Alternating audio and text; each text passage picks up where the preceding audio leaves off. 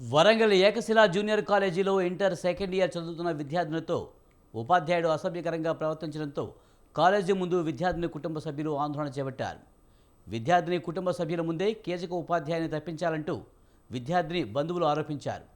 కీచక ఉపాధ్యాయుని కళాశాల యాజమాన్యం దాచిపెట్టిందని ఆందోళన వ్యక్తం చేస్తున్నారు.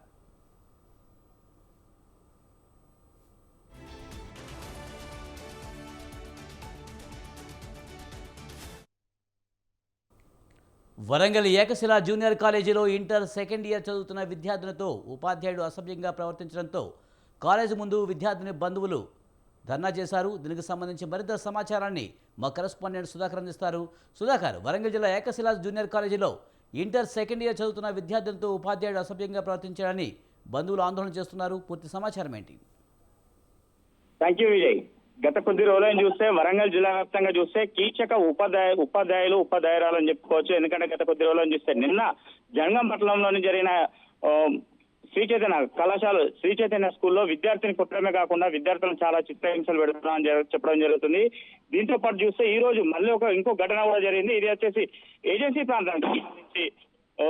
ప్రాంతానికి సంబంధించిన ఆశ్రమ పాఠశాలలో విద్యార్థులను ఆదివాసీ విద్యార్థులంటూ వారిని కూడా చిత్రహింసలు పెట్టడమే కాకుండా వారిని చెప్పరాని విధానంగా వారిని టార్చర్ చేయడంతో పాటు ఈ యొక్క విద్యార్థులు కూడా మనస్తాపన చెంది కొంతమంది సూసైడ్ కూడా చేసుకోవడం జరుగుతుంది. ఇదే క్రమంలో చూస్తే ఈ రోజు వరంగల్ నగరంలోని ఏకశిల జూనియర్ కళాశాలకు సంబంధించిన రెండో సెకండ్ ఇయర్ చదువుతున్న విద్యార్థి పైన కూడా కళాశాలకు సంబంధించిన అధ్యాపకులు కూడా వారిపై అమ్మాయి పైన కూడా అంటే లైంగికంగా వేధించడమే కాకుండా అమ్మాయి పైన ఇష్టానుసారంగా వారు అమ్మాయిని ఇబ్బంది పెట్టడంతో పాటు అదే కాకుండా తోటి విద్యార్థుల పైన కూడా ఇష్టం ఉన్నట్టు మాట్లాడడంతో పాటు ఒక విద్యార్థులు వారి యొక్క తల్లిదండ్రులు చెప్పడంతో పాటు ఈ రోజు విద్యార్థి తల్లిదండ్రులు కూడా వచ్చి ఏకశిల కళాశాల ముందుకు వచ్చి ఈ రోజు మొత్తం అక్కడ ధర్నా కొనసాగించడం జరుగుతుంది. ఈ యొక్క ధర్నాలో అక్కడైతే ఎవరైతే కీచకు ఉపాధ్యాయుడు ఎవరైతే ఉన్నారో ఆ నీచుని బయటికి తీయాలి, వాటిని మాకు అప్పచెప్పాలని చెప్పేసి విద్యార్థి తల్లిదండ్రులు కూడా ఆందోళన కొనసాగించడం జరుగుతుంది.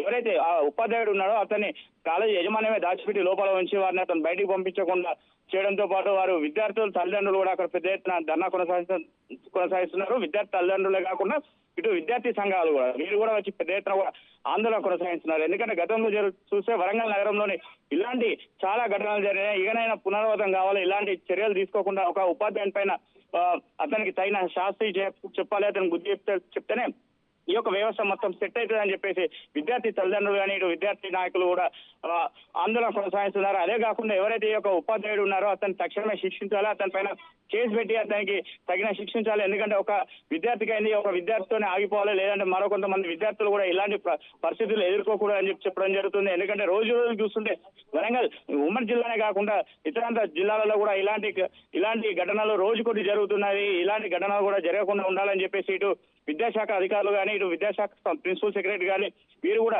తక్షణమే వారిపైన చర్యలు తీసుకోవాలని చెప్పేసి విద్యార్థి నాయకులు కానీ ఇటు తల్లిదండ్రులు డిమాండ్ చేస్తున్నారు. Vijay, right, thank you Sudhakar.